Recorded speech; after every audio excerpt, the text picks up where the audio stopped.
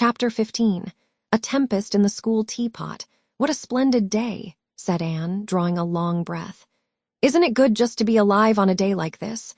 I pity the people who aren't born yet for missing it. They may have good days, of course, but they can never have this one. And it's splendider still to have such a lovely way to go to school by, isn't it? It's a lot nicer than going round by the road. That is so dusty and hot, said Diana practically, peeping into her dinner basket and mentally calculating if the 3 juicy, toothsome, raspberry tarts reposing there were divided among 10 girls, how many bites each girl would have. The little girls of Avonlea School always pooled their lunches, and to eat 3 raspberry tarts all alone, or even to share them only with one's best chum, would have forever and ever branded as awful mean. The girl who did it. And yet, when the tarts were divided among 10 girls, you just got enough to tantalize you. The way Anne and Diana went to school was a pretty one. Anne thought those walks to and from school with Diana couldn't be improved upon even by imagination. Going around by the main road would have been so unromantic, but to go by Lover's Lane and Willowmere and Violet Vale and the Birch Path was romantic, if ever anything was. Lover's Lane opened out below the orchard at Green Gables and stretched far up into the woods to the end of the Cuthbert farm. It was the way by which the cows were taken to the back pasture and the wood hauled home in winter. Anne had named it Lover's Lane before she had been a month at Green Gables. Not that lovers ever really walk there, she explained to Marilla, but Diana and I are reading a perfectly magnificent book, and there's a Lover's Lane in it. So we want to have one, too. And it's a very pretty name, don't you think? So romantic. We can't imagine the lovers into it, you know. I like that lane because you can think out loud there without people calling you crazy. Anne, starting out alone in the morning, went down Lover's Lane as far as the brook. Here Diana met her, and the 2 little girls went on up the lane under the leafy arch of maples. Maples are such sociable trees, said Anne. They're always rustling and whispering, too.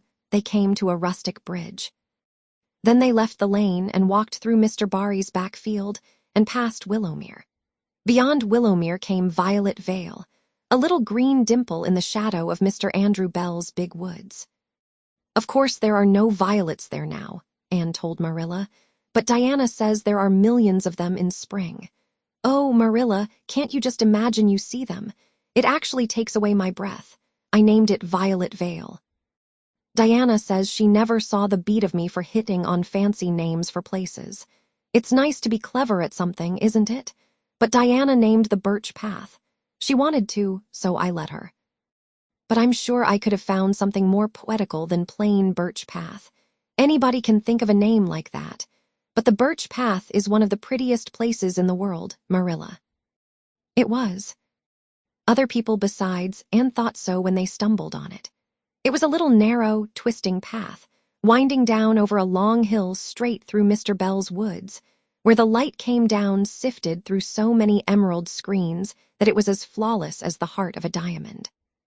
It was fringed in all its length with slim young birches, white-stemmed and lissom-boughed. Ferns and starflowers and wild lilies of the valley and scarlet tufts of pigeonberries grew thickly along it. And always there was a delightful spiciness in the air and music of bird calls and the murmur and laugh of wood winds in the trees overhead. Now and then you might see a rabbit skipping across the road if you were quiet, which, with Anne and Diana, happened about once in a blue moon. Down in the valley, the path came out to the main road, and then it was just up the spruce hill to the school. The Avonlea School was a whitewashed building, low in the eaves and wide in the windows, furnished inside with comfortable, substantial, old-fashioned desks that opened and shut, and were carved all over their lids with the initials and hieroglyphics of 3 generations of school children. The schoolhouse was set back from the road, and behind it was a dusky fir wood and a brook, where all the children put their bottles of milk in the morning to keep cool and sweet until dinner hour. Marilla had seen Anne start off to school on the first day of September with many secret misgivings. Anne was such an odd girl. How would she get on with the other children? And how on earth would she ever manage to hold her tongue during school hours? Things went better than Marilla feared, however. Anne came home that evening in high spirits. "I think I'm going to like school here," she announced. "I don't think much of the master, though. He's all the time curling his mustache and making eyes at Prissy Andrews. Prissy is grown up, you know. She's 16, and she's studying for the entrance examination into Queen's Academy at Charlottetown next year. Tilly Boulter says the master is dead gone on her. She's got a beautiful complexion and curly brown hair, and she does it up so elegantly. She sits in the long seat at the back, and he sits there, too, most of the time, to explain her lessons, he says. But Ruby Gillies says she saw him writing something on her slate, and when Prissy read it, she blushed as red as a beet and giggled. And Ruby Gillies says she doesn't believe it had anything to do with the lesson. Anne Shirley, don't let me hear you talking about your teacher in that way again, said Marilla sharply. You don't go to school to criticize the master. I guess he can teach you something, and it's your business to learn. And I want you to understand right off that you are not to come home telling tales about him. That is something I won't encourage. I hope you were a good girl. Indeed I was, said Anne comfortably. It wasn't so hard as you might imagine either. I sit with Diana. Our seat is right by the window, and we can look down to the lake of shining waters. There are a lot of nice girls in school, and we had scrumptious fun playing at dinner time. It's so nice to have a lot of little girls to play with. But of course I like Diana best and always will. I adore Diana. I'm dreadfully far behind the others. They're all in the 5th book, and I'm only in the 4th. I feel that it's kind of a disgrace. But there's not one of them has such an imagination as I have, and I soon found that out. We had reading and geography and Canadian history and dictation today. Mr. Philip said my spelling was disgraceful, and he held up my slate so that everybody could see it, all marked over. I felt so mortified, Marilla. He might have been politer to a stranger, I think. Ruby Gillies gave me an apple, and Sophia Sloane lent me a lovely pink card with "May I see you home" on it. I'm to give it back to her tomorrow. And Tilly Boulter let me wear her bead ring all the afternoon. Can I have some of those pearl beads off the old pincushion in the garret to make myself a ring? And oh, Marilla, Jane Andrews told me that Minnie Macpherson told her that she heard Prissy Andrews tell Sarah Gillies that I had a very pretty nose. Marilla, that is the first compliment I have ever had in my life, and you can't imagine what a strange feeling it gave me. Marilla, have I really a pretty nose? I know you'll tell me the truth. Your nose is well enough, said Marilla shortly. Secretly, she thought Anne's nose was a remarkable pretty one, but she had no intention of telling her so. That was 3 weeks ago, and all had gone smoothly so far. And now, this crisp September morning, Anne and Diana were tripping blithely down the birch path, 2 of the happiest little girls in Avonlea. I guess Gilbert Blythe will be in school today, said Diana. He's been visiting his cousins over in New Brunswick all summer, and he only came home Saturday night. He's awfully handsome, Anne, and he teases the girls something terrible. He just torments our lives out. Diana's voice indicated that she rather liked having her life tormented out than not. Gilbert Blythe, said Anne. Isn't his name that's written up on the porch wall with Julia bells and a big "Take Notice" over them? Yes, said Diana, tossing her head, but I'm sure he doesn't like Julia Bell so very much. I've heard him say he studied the multiplication table by her freckles. Oh, don't speak about freckles to me, implored Anne. It isn't delicate when I've got so many. But I do think that writing take notices up on the wall about the boys and girls is the silliest ever. I should just like to see anybody dare to write my name up with a boy. Not, of course, she hastened to add, that anybody would. Anne sighed. She didn't want her name written up, but it was a little humiliating to know that there was no danger of it. Nonsense, said Diana, whose black eyes and glossy tresses had played such havoc with the hearts of Avonlea schoolboys that her name figured on the porch walls in 6 take notices. It's only meant as a joke. And don't you be too sure your name won't ever be written up. Charlie Sloane is dead gone on you. He told his mother, mind you, that you were the smartest girl in school. That's better than being good-looking. No, it isn't, said Anne, feminine to the core. I'd rather be pretty than clever, And I hate Charlie Sloane. I can't bear a boy with goggle eyes. If anyone wrote my name up with his, I'd never get over it, Diana Barry. But it is nice to keep head of your class. You'll have Gilbert in your class after this, said Diana, and he's used to being head of his class, I can tell you. He's only in the 4th book, although he's nearly 14. 4 years ago, his father was sick and had to go out to Alberta for his health, and Gilbert went with him. They were there 3 years, and Gil didn't go to school hardly any until they came back. You won't find it so easy to keep head after this, Anne. I'm glad, said Anne quickly. I couldn't really feel proud of keeping head of little boys and girls of just 9 or 10.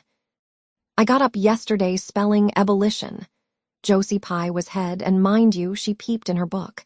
Mr. Phillips didn't see her. He was looking at Prissy Andrews, but I did. I just swept her a look of freezing scorn, and she got as red as a beet and spelled it wrong after all. Those Pye girls are cheats all round, said Diana indignantly, as they climbed the fence of the main road. Gertie Pye actually went and put her milk bottle in my place in the brook yesterday. Did you ever? I don't speak to her now. When Mr. Phillips was in the back of the room hearing Prissy Andrews's Latin, Diana whispered to Anne, That's Gilbert Blythe sitting right across the aisle from you, Anne. Just look at him and see if you don't think he's handsome. Anne looked accordingly.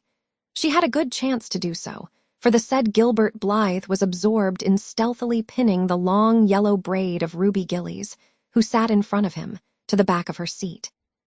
He was a tall boy, with curly brown hair, roguish hazel eyes, and a mouth twisted into a teasing smile. Presently Ruby Gillies started up to take a sum to the master. She fell back into her seat with a little shriek, believing that her hair was pulled out by the roots. Everybody looked at her, and Mr. Phillips glared so sternly that Ruby began to cry. Gilbert had whisked the pin out of sight and was studying his history with the soberest face in the world. But when the commotion subsided, he looked at Anne and winked with inexpressible drollery. I think your Gilbert Blythe is handsome, confided Anne to Diana, but I think he's very bold. It isn't good manners to wink at a strange girl. But it was not until the afternoon that things really began to happen. Mr. Phillips was back in the corner explaining a problem in algebra to Prissy Andrews, and the rest of the scholars were doing pretty much as they pleased, eating green apples, whispering, drawing pictures on their slates, and driving crickets harnessed to strings up and down aisle. Gilbert Blythe was trying to make Anne Shirley look at him and failing utterly, because Anne was at that moment totally oblivious not only to the very existence of Gilbert Blythe, but of every other scholar in Avonlea School itself. With her chin propped on her hands and her eyes fixed on the blue glimpse of the lake of shining waters that the west window afforded, she was far away in a gorgeous dreamland hearing and seeing nothing save her own wonderful visions. Gilbert Blythe wasn't used to putting himself out to make a girl look at him and meeting with failure. She should look at him, that red-haired Shirley girl with the little pointed chin and the big eyes that weren't like the eyes of any other girl in Avonlea School. Gilbert reached across the aisle, picked up the end of Anne's long red braid, held it out at arm's length and said in a piercing whisper, "Carrots, carrots." Then Anne looked at him with a vengeance. She did more than look. She sprang to her feet, her bright fancies fallen into cureless ruin. She flashed one indignant glance at Gilbert from eyes whose angry sparkle was swiftly quenched in equally angry tears. "You mean hateful boy," she exclaimed passionately. "How dare you?" And then thwack! Anne had brought her slate down on Gilbert's head and cracked it, slate not head, clear across. Avonlea School always enjoyed a scene. This was an especially enjoyable one. Everybody said, "Oh," in horrified delight. Diana gasped.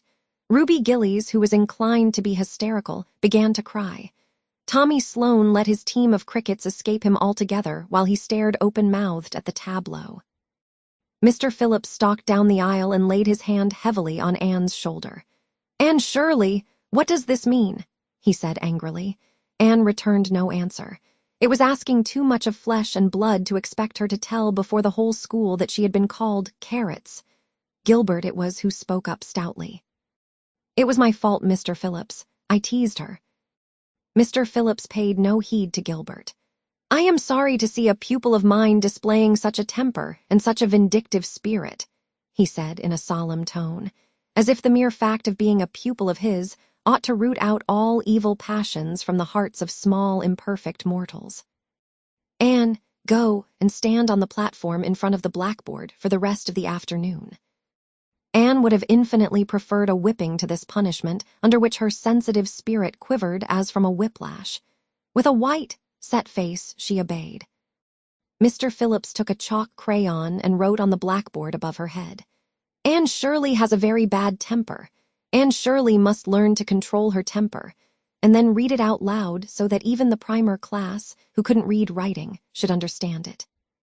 Anne stood there the rest of the afternoon with that legend above her. She did not cry or hang her head. Anger was still too hot in her heart for that, and it sustained her amid all her agony of humiliation.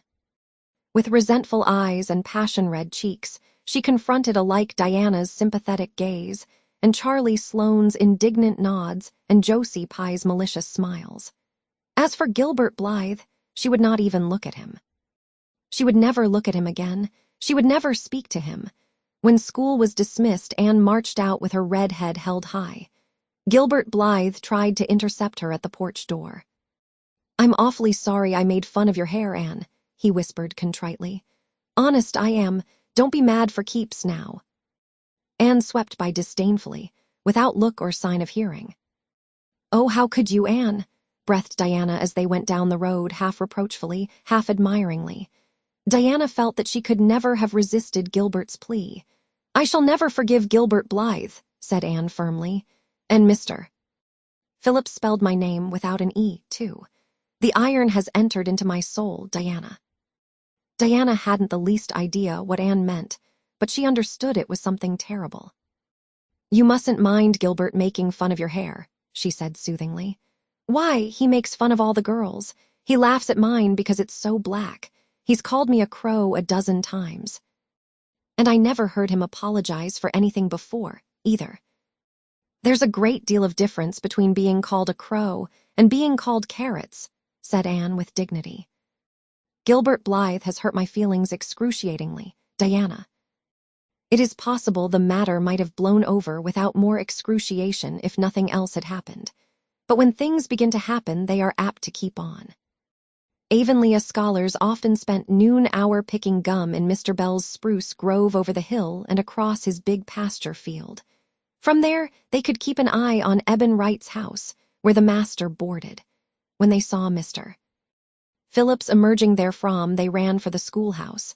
But the distance being about 3 times longer than Mr. Wright's lane, they were very apt to arrive there, breathless and gasping, some 3 minutes too late. On the following day, Mr.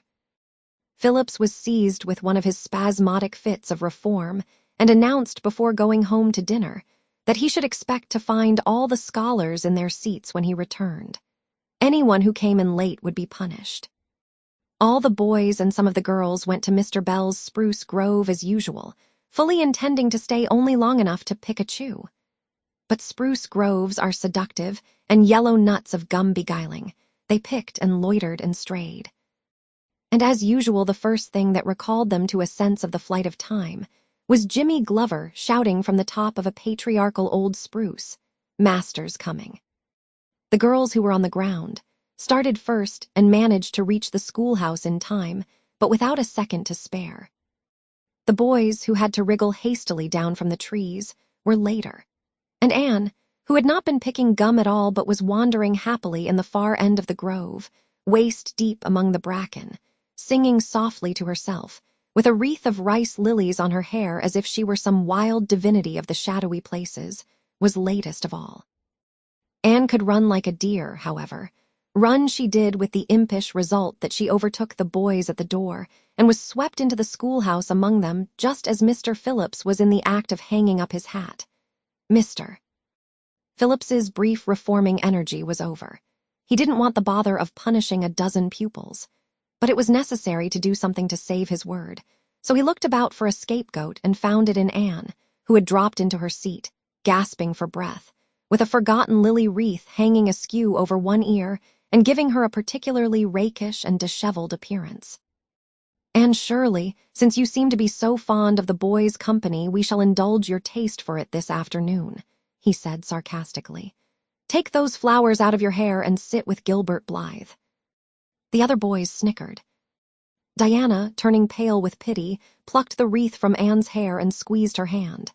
Anne stared at the master as if turned to stone. "Did you hear what I said, Anne?" queried Mr. Phillips sternly.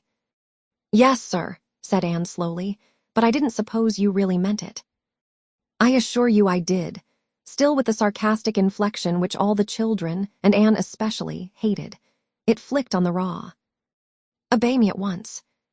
For a moment Anne looked as if she meant to disobey. Then, realizing that there was no help for it, she rose haughtily, stepped across the aisle, sat down beside Gilbert Blythe, and buried her face in her arms on the desk. Ruby Gillies, who got a glimpse of it as it went down, told the others going home from school that she'd actually never seen anything like it. It was so white, with awful little red spots in it. To Anne, this was as the end of all things. It was bad enough to be singled out for punishment from among a dozen equally guilty ones. It was worse still to be sent to sit with a boy. But that boy should be Gilbert Blythe was heaping insult on injury to a degree utterly unbearable. Anne felt that she could not bear it, and it would be of no use to try. Her whole being seethed with shame and anger and humiliation. At first the other scholars looked and whispered and giggled and nudged. But as Anne never lifted her head, and as Gilbert worked fractions as if his whole soul was absorbed in them and them only, they soon returned to their own tasks, and Anne was forgotten. When Mr. Phillips called the history class out, Anne should have gone, but Anne did not move, and Mr. Phillips, who had been writing some verses to Priscilla before he called the class, was thinking about an obstinate rhyme still and never missed her. Once, when nobody was looking, Gilbert took from his desk a little pink candy heart with a gold motto on it, "You are sweet," and slipped it under the curve of Anne's arm. Whereupon Anne arose, took the pink heart gingerly between the tips of her fingers, dropped it on the floor, ground it to powder beneath her heel, and resumed her position without deigning to bestow a glance on Gilbert. When school went out, Anne marched to her desk, ostentatiously took out everything therein, books and writing tablet, pen and ink, testament and arithmetic, and piled them neatly on her cracked slate. "What are you taking all those things home for, Anne?" Diana wanted to know as soon as they were out on the road. She had not dared to ask the question before. "I am not coming back to school anymore," said Anne. Diana gasped and stared at Anne to see if she meant it. "Will Marilla let you stay home?" she asked. "She'll have to," said Anne. "I'll never go to school to that man again."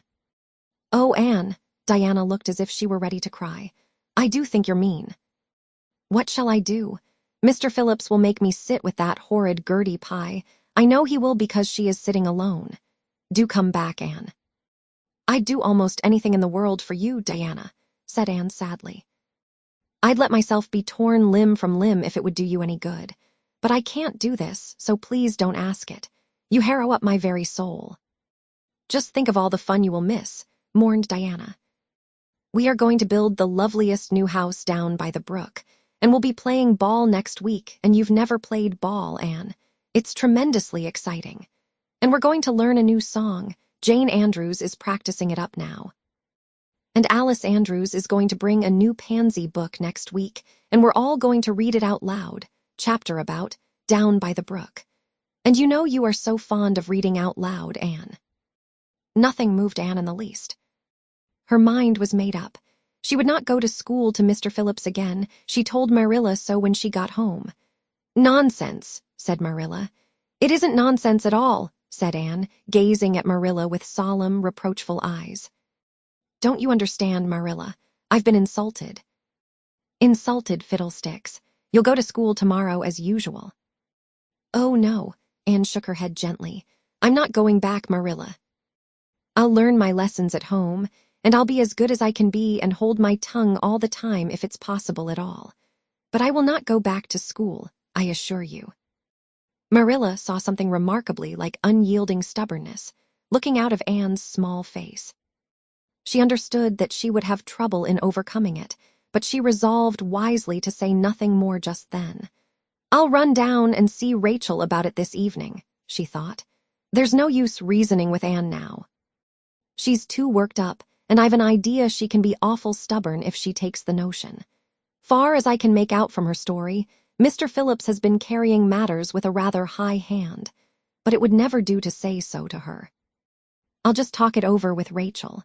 She sent 10 children to school, and she ought to know something about it. She'll have heard the whole story, too, by this time." Marilla found Mrs. Lynde knitting quilts as industriously and cheerfully as usual. "I suppose you know what I've come about," she said, a little shamefacedly. Mrs. Rachel nodded. "About Anne's fuss in school, I reckon," she said. "Tilly Boulter was in on her way home from school and told me about it."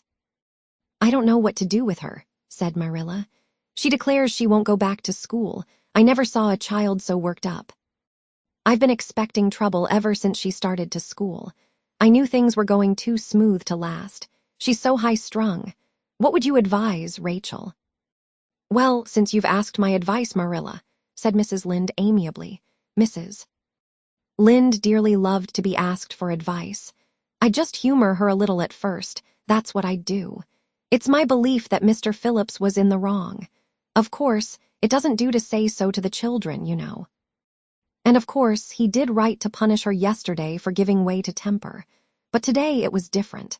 The others who were late should have been punished as well as Anne, that's what. And I don't believe in making the girls sit with the boys for punishment. It isn't modest. Tilly Boulter was real indignant. She took Anne's part right through and said all the scholars did too. Anne seems real popular among them somehow. I never thought she'd take with them so well." "Then you really think I'd better let her stay home?" said Marilla in amazement. "Yes, that is, I wouldn't say school to her again until she said it herself. Depend upon it, Marilla, she'll cool off in a week or so and be ready enough to go back of her own accord. That's what. While if you were to make her go back right off, dear knows what freak or tantrum she'd take next and make more trouble than ever. The less fuss made the better, in my opinion. She won't miss much by not going to school, as far as that goes. Mr. Phillips isn't any good at all as a teacher. The order he keeps is scandalous, that's what, and he neglects the young fry and puts all his time on those big scholars he's getting ready for Queen's. He'd never have got the school for another year if his uncle hadn't been a trustee. The trustee, for he just leads the other two around by the nose, that's what. I declare, I don't know what education in this island is coming to." Mrs. Rachel shook her head, as much as to say if she were only at the head of the educational system of the province things would be much better managed. Marilla took Mrs. Rachel's advice, and not another word was said to Anne about going back to school. She learned her lessons at home, did her chores, and played with Diana in the chilly purple autumn twilights. But when she met Gilbert Blythe on the road or encountered him in Sunday school, she passed him by with an icy contempt that was no whit thawed by his evident desire to appease her. Even Diana's efforts as a peacemaker were of no avail. Anne had evidently made up her mind to hate Gilbert Blythe to the end of life. As much as she hated Gilbert, however, did she love Diana, with all the love of her passionate little heart, equally intense in its likes and dislikes. One evening Marilla, coming in from the orchard with a basket of apples, found Anne sitting along by the east window in the twilight, crying bitterly. "Whatever's the matter now, Anne?" she asked. "It's about Diana," sobbed Anne luxuriously. "I love Diana so, Marilla. I cannot ever live without her. But I know very well when we grow up that Diana will get married and go away and leave me. And oh, what shall I do? I hate her husband. I just hate him furiously.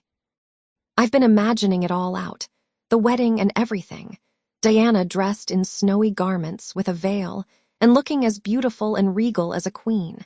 And me the bridesmaid with a lovely dress too and puffed sleeves, but with a breaking heart hid beneath my smiling face. And then bidding Diana goodbye. Here Anne broke down entirely and wept with increasing bitterness. Marilla turned quickly away to hide her twitching face, but it was no use. She collapsed on the nearest chair and burst into such a hearty and unusual peal of laughter that Matthew, crossing the yard outside, halted in amazement. When had he heard Marilla laugh like that before? "Well, Anne Shirley," said Marilla as soon as she could speak, "if you must borrow trouble, for pity's sake borrow it handier home. I should think you had an imagination, sure enough."